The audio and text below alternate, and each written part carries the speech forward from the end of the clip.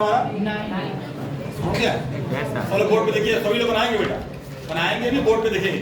जो पॉइंट नहीं समझ आएगा उसको पूछते भी रहेंगे, ठीक है ना। तो कैश बुक आपका टी शेप में डिवाइड होगा, ठीक है। लेफ्ट साइड में अमाउंट के दो कॉलम,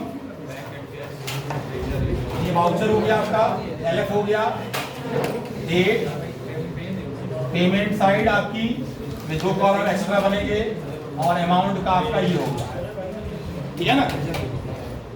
ठीक,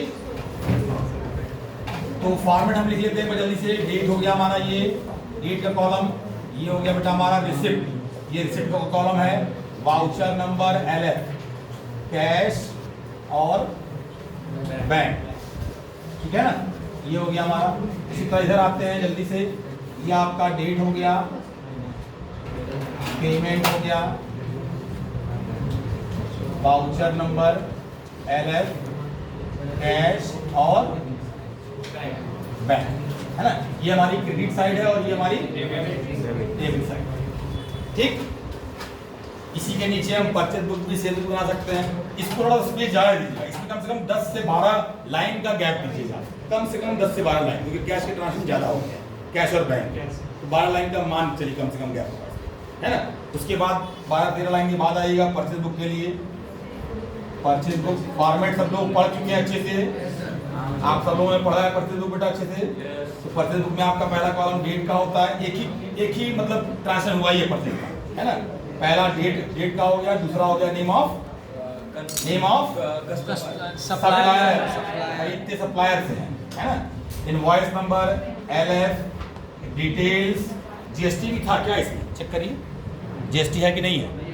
अगर जीएसटी नहीं कहा क्वेश्चन में तो मत दिखाइएगा, अगर जीएसटी नहीं मेंशन किया है छोड़ दीजिए, या डिटेल्स हो गया। अब ये विदाउट जीएसटी चल रहा है, परचेज हो जाएगा, फिर टोटल अमाउंट परचेज में टोटल। अब ध्यान दीजिएगा, अगर जीएसटी नहीं है, जीएसटी नहीं है आपका, तो डिटेल्स यहां दिखाएंगे, बगल में टोटल अमाउंट मतलब परचेज, क्योंकि ध्यान रखिए जब कॉलम हमारे डिवाइड होते हैं जीएसटी के साथ तो हम टोटल अमाउंट का भी कॉलम दिखाते हैं, लेकिन अब हमारे पास सिर्फ एक ही अमाउंट कॉलम होगा। डिटेल यहाँ करेंगे और परचेज का अमाउंट फाइनली यहाँ लिख देंगे, तो टोटल अमाउंट यही मान लीजिए। इसको परचेज कहिए या टोटल अमाउंट कहिए, बोथ आर सेम, क्योंकि जीएसटी कॉलम नहीं बनाना है, है ना। आप मान लीजिए बनाना चाहते हैं तो कोई बात नहीं है, चलिए हम लोग एकदम यूज टू हो चुके हैं तो हम यूज टू ही रहें, है ना। क्या करें, कॉलम बना लेते हैं, भले जीएसटी ना आएगा, नहीं दिखाएंगे, डैश कर देंगे, लेकिन हम कॉलम से टच में रहें ताकि इनमें कॉलम भूल ना जाए। डिटेल हो गया, परचेज हो गया, इनपुट सीजीएसटी, एसजीएसटी, आईजीएसटी और टोटल अमाउंट, ठीक है ना। समझा बेटा, ये हो गया हमारा क्या डिटेल, ये हो गया क्या हमारा परचेज, ये हो गया हमारा इनपुट सीजीएसटी, इनपुट एसजीएसटी और इनपुट आईजीएसटी, समझा रहा है। इनपुट करके दिखाया, ये हमें क्या, ध्यान दीजिए पहला ट्रांजेक्शन जो है बेटा वो हमारा कहाँ जाएगा, जर्नल प्रॉपर में जाएगा, ध्यान दीजिए। तो पहला इसमें क्या दिया है, चलो देखिए बुक के जरा बेटा। जनवरी 1 को एसेट्स और लायबिलिटीज का अमाउंट दिया हुआ है ना। तो ये हमारा ओपनिंग एंट्री है, तो इसको क्या करेंगे हम लोग, पहला 2 पेज आपका मान लीजिए बुक्स के लिए छोड़ दीजिए, cash book, purchase book, cell book, purchase return या सेल रिटर्न, 5 के लिए अलग अलग। फिर तीसरे पेज पे आ जाइएगा जहाँ से हम जर्नल एंट्री बनाएंगे। वो एंट्रीज, वो ट्रांजेक्शन की एंट्री वहाँ आएंगी जिनके लिए कोई बुक अलॉट नहीं की गई, है ना। तो उनको हम जर्नल परफॉर्म दिखाएंगे, तीसरे पेज से स्टार्ट करेंगे जर्नल परफॉर्म, क्लियर हुआ। और डेट वाइज हम आगे बढ़ेंगे। तो पहली डेट क्या है बेटा हमारी, जनवरी 1। जनवरी 1 की पहली एंट्री जो है ओपनिंग एंट्री है हमारी, जो जर्नल प्रॉपर में जाएगी, कहाँ जाएगी, जर्नल प्रॉपर में। तो हम जर्नल एंट्री पढ़े हैं, ठीक है। तो ओपनिंग एंट्री में क्या करना होता है बेटा, सारे एसेट्स डेबिट कर दीजिए, सारी लायबिलिटीज और कैपिटल क्रेडिट कर दीजिए। तो देखिए क्या क्या दिया है, खोजिए 1 बाय 1। पहला है क्या, पहला क्या है, क्या हम जर्नल का फॉर्मेट जानते हैं, यस सर। बना लेंगे, कॉपी कर लेंगे बेटा, फॉर्मेट बना लिया हमने, लीजिए ये डेट हो गया, particulars, LF, debit credit amount, ठीक है ना। जनवरी 1 J1 जनवरी 1 पहला क्या था बेटा हमारा कैश बैंक भी है क्या? बैंक, ध्यान दिए बेटा, कैश बैंक सब डेबिट करते जा रहा है। अगला क्या है? स्टॉक, ठीक है ना? कैश कितना है हमारा? 8,500। बोलेंगे नहीं आप, ध्यान से सुनिए सब लोग, ध्यान दीजिए बेटा। जितना सारा एसेट डेबिट करते जाइए वन बाय वन। क्या सब लोग बना रहे हैं? बनाते चल रहा है, हम चेक करेंगे बीच में। सेल्स बुक है कि सेल्स रिटर्न बुक है? ये परचेज बुक है, नीचे वाली ये सेल्स बुक है, सेल्स रिटर्न भी बना इसके बाद रिटर्न बुक होगा। अगर जरूरत पड़ेगी तो बनाएंगे, जरूरत पड़ेगी तो बनाएंगे, ठीक है ना? नहीं पड़ेगी तो नहीं बनाएंगे, है ना? कैश हो गया, बैंक हो गया, इसके बाद स्टॉक हो गया हमारा। कितना है बेटा? 2,20,000। बैंक का अमाउंट कितना है? 1,40,000। 1,40,000। ये हो गया बैंक। इसके बाद है ड्यू फ्रॉम मनोहर लाल। ये ड्यू फ्रॉम मतलब ये हुआ डेटर है हमारे, इनसे पैसा हमको लेना है ना? कौन कौन है? मनोहर लाल और दीपचंद। एम लाल कर दीजिए और दीपचंद कर दीजिए, शॉर्टकट कर दिया, जगह कम थी शॉर्टकट हो गया। 30,000 24,000।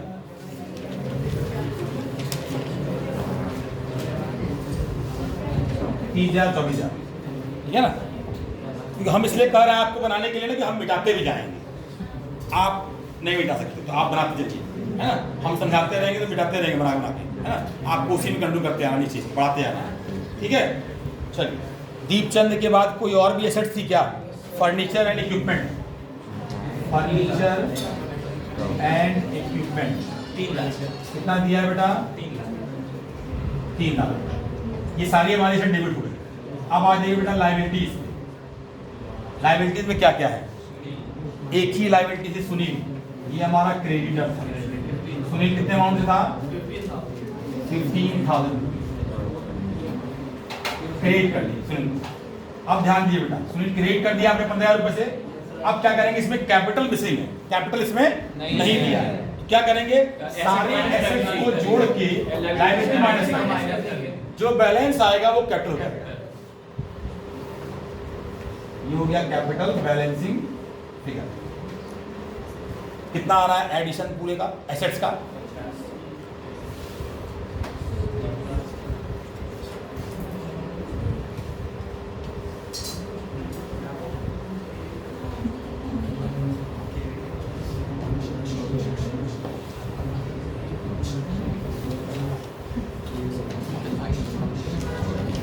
इसको थर्ड पेज से बनाया 7,07,500। 7 लाख, चेक करिए सही है। 7,07,500 ये हमारा कैपिटल का बैलेंस है, ठीक है? 7,07,500 अभी नहीं दिखाएगा सर, टोटल दिया नहीं दिया है। 7,73,800 तो वो तो टोटल फाइनल है। फाइनल 7,07,500 ये हमारा हो गया कैपिटल का बैलेंस जनवरी 1 का। ये हमारी ओपनिंग एंट्री थी, समझा रहा है? ये हमारी क्या थी बेटा? ओपनिंग एंट्री, ठीक? पहला एंट्री हमारा हो गया। ये कहाँ दिखाएंगे हम? General proper. जिनके लिए बुक नहीं है उनको जनरल प्रॉपर दिखाते हैं, ठीक है ना? आगे बढ़िए। अब पहला ट्रांजेक्शन जो सेकंड ट्रांजेक्शन जो है विड्रॉन फ्रॉम बैंक, क्या सब नोट कर लिया? ओपनिंग एंट्री का भी जर्नल है और ओपनिंग एंट्री का जर्नल से पोस्टिंग भी है, इसकी हम पोस्टिंग भी करते हैं। तो जितने अकाउंट हमने यहाँ देखे, ध्यान दीजिए बेटा, फॉलो यहाँ बोर्ड पे देखिएगा, जितने भी अकाउंट हमारे यहाँ दिख रहे हैं सारे एसेट्स और लायबिलिटी कैपिटल के साथ, इनका भी opening balance in different account में दिखाया जाएगा। जैसे जब हम लेयर बना रहे हैं कैश का, बैंक का, तो दिखाया हमने टू बैलेंस बीडी। जब हम स्टॉक का अकाउंट बनाएंगे तो to balance BD stock account के डेबिट साइड में दिखाएंगे। कितने अमाउंट से? 2,20,000। एम लाल का जब अकाउंट ओपन करेंगे लेयर में तो एम लाल के डेबिट साइड में दिखाएंगे कितना? 30,000 रुपए। टू बैलेंस अब ये डेबिट है, डेबिट में टू बैलेंस बीडी लिखते हैं। जिस भी अकाउंट को हम ओपन करेंगे उसमें टू बैलेंस बीडी लिख के उसका अमाउंट दिखा देंगे, ठीक है ना? डी चंद फर्नीचर सबका टू बैलेंस बीडी चलेगा, लेकिन ये दो जो आएंगे इनका बाई बैलेंस नहीं होगा। सुनील का क्रेडिटर है हमारा और ये कैपिटल भी है, इसका भी बैलेंस क्रेडिट चलेगा। किसके? लेजर अकाउंट, जब हम लेजर ओपन करेंगे तब। समझा रहा है? ठीक। अभी हम कैश बुक लेके चल रहे हैं। उसका दिखाया दूसरा ट्रांजेक्शन। अच्छा दूसरा ट्रांजेक्शन क्या है हमारा? Withdrawn from bank, cash account debit to withdrawn bank, from bank, क्या एंट्री बनाते हैं? Cash account debit to bank, cash account debit to bank. तो कितना अमाउंट था? तो कैश के डेबिट साइड में पहले अमाउंट लिख दीजिए और फिर बैंक के क्रेडिट साइड में 20,000। ये हमारी कॉन्ट्रा एंट्री है, ठीक है ना? अब जब कैश लिखे हैं तो यहाँ पर हम गलती से भी कैश मत लिखिएगा। अमाउंट कैश में दिखाया है तो हम यहाँ पर बैंक लिखेंगे कॉन्ट्रा, और यहाँ जो बैंक लिखे हैं तो यहाँ पर बाई कैश कर देंगे। बात समझ आ रही है? डेट डाल देंगे जनवरी, कौन सी डेट थी? जनवरी 2, जनवरी 2। समझ आ रहा है? क्लियर हुआ? आगे बढ़ते हैं। Paid salary 22,000 rupees, paid salary 22,000 rupees. तो एंट्री क्या बनाते हैं? Salary account debit to cash. तो कैश के क्रेडिट साइड कितने का कैश पेमेंट था सैलरी से? 22,000, 22,000 रुपए हमने कैश पे डाल दिया, तो कैश क्या हुआ? घट गया। इतने अमाउंट से कैश क्या हुआ? माइनस हो गया। तो माइनस साइड में दिखा दिया हमने। और किसके लिए माइनस हुआ? सैलरी हमने पे किया, बाई सैलरी। डेट क्या थी? जनवरी 4, ठीक है, समझ आ रहा है? अगला ट्रांसलेशन आइए, थर्ड के बाद फोर्थ।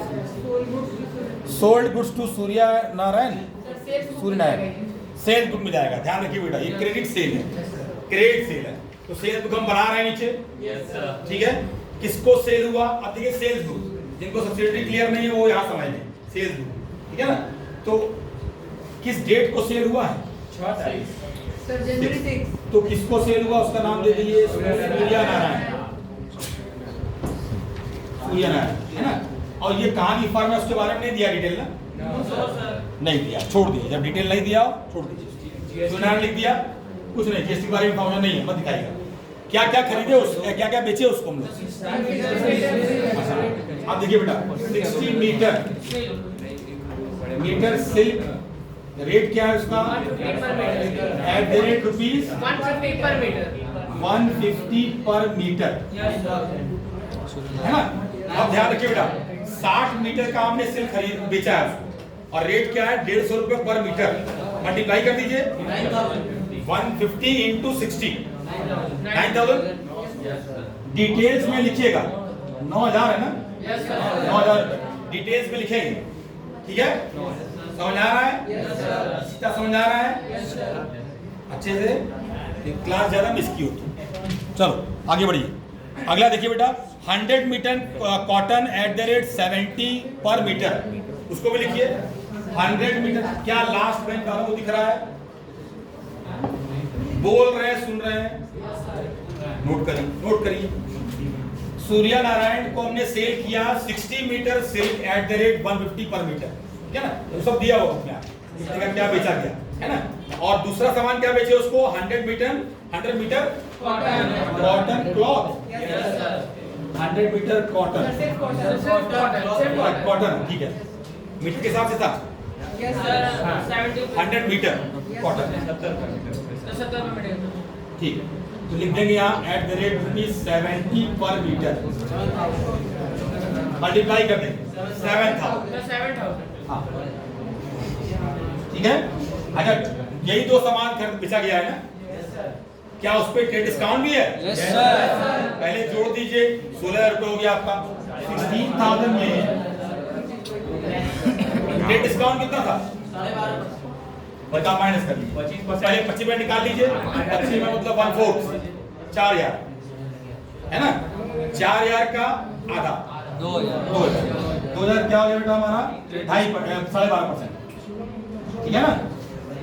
क्लियर हुआ? लेस कर दीजिएगा टीडी एट द रेट 12.5%, 12.5%। समझ आ रहा है? Yes sir. पहले अमाउंट कितना आया? 14,000। इसको दिखा देंगे सेल्स वाले कॉलम में, सीधे सेल्स वाले में, और आगे कहीं मत दिखाइएगा, या टोटल अमाउंट रिसीट में भी दिखा सकते हैं। यहाँ पर कॉलम बनाए हुए हैं, 14,000 यहाँ दिखा दीजिए, बीच वाले में डैश कर दीजिए। सर सेल्स वाले में 16,000 दिखाएंगे। अच्छा sorry, GST rate discount, rate discount minus करने के बाद जो अमाउंट आता है उसी अमाउंट को हम शो करते हैं, ठीक है ना? समझ आया आपको? सेल्स बुक बेटा बन गया हमारा, ठीक है। बस एक ही ट्रांजेक्शन था ही शेयर्स का, मतलब आपको जज करने के लिए, जस्टिफाई करने के लिए, चेक करने के लिए एक ट्रांजेक्शन ही काफी है। आता है? अब आगे बढ़िए। सेल्स के बाद नेक्स्ट ट्रांजेक्शन क्या है बेटा, चेक करिए। सेल्स रिटर्न है। अब देखिए सेल्स रिटर्न किया गया है, कितने का? 40 मीटर कॉटन को रिटर्न किया गया है ना। तो अब जरा आते हैं सेल्स रिटर्न के लिए, जस्ट सेल्स बुक के नीचे बनाए सेल्स रिटर्न बुक 3-4 लाइन का, 3 लाइन का, 4 लाइन का, बस ज्यादा नहीं, क्योंकि एक ही आइटम रिटर्न किया गया है तो उसको दिखा लेंगे हम। चौथा बुक आइए सेल्स रिटर्न, इसके नीचे किसको रिटर्न हो रहा है बेटा? जिसको हमने बेचा था, सूर्या नारायण। तो लिख देंगे नीचे बेटा सेल्स रिटर्न बुक, यहां पर चलिए नीचे जगह नहीं, ऊपर दिखा दे रहे हैं सेल्स रिटर्न बुक, ठीक है ना। ये आपका हो गया सेल्स रिटर्न बुक, ठीक है। कॉलम ये हो गए हमारे,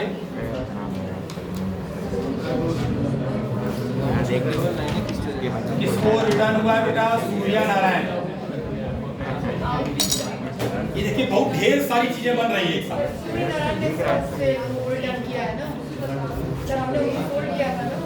हमने बेचा तो वापस कौन करेगा? कस्टमर कौन है हमारा? कस्टमर बदल जाता है क्या? जो कस्टमर है वही रहेगा, चाहे सेल करे चाहे वो रिटर्न करे, कस्टमर वही रहेगा हमेशा। सेल्स बुक या सेल रिटर्न बुक दोनों में कस्टमर का नाम आता है। हम लोग सब्सिडरी पढ़ चुके हैं, अब हम जर्नल पे नहीं रुकेंगे बेटा, ध्यान रखिए। बस जर्नल और सब्सिडरी और लेजर बस 2-3 दिन में खत्म पूरा। अब हम आगे बढ़ेंगे, फिर आगे बढ़ेंगे तो ये मत सर कहेगा सर जर्नल में क्या चीजें थी, कंफ्यूज कर रही है। नहीं, अब कंफ्यूज नहीं करना है, इसीलिए हमने 12 बोला बेटा रोज जर्नल का 2-3 क्वेश्चन लगाइए, ताकि जर्नल से आप एकदम यूज टू हो जाए, जर्नल में कोई फंसा ना पाए। हम कितनों फंसाएं आप निकल जाए उसके बाहर। फंस जाएंगे तो फिर फेल हो जाएंगे, ध्यान रखिएगा बेटा। अगर फंसे तो रिजल्ट घबराएगा, फंसना नहीं है, इसीलिए हम 12 बोल रहे हैं। 2-3 क्वेश्चन रोज लगाइए जर्नल का, ताकि कोई कहीं से भी आप रुक ना पाए।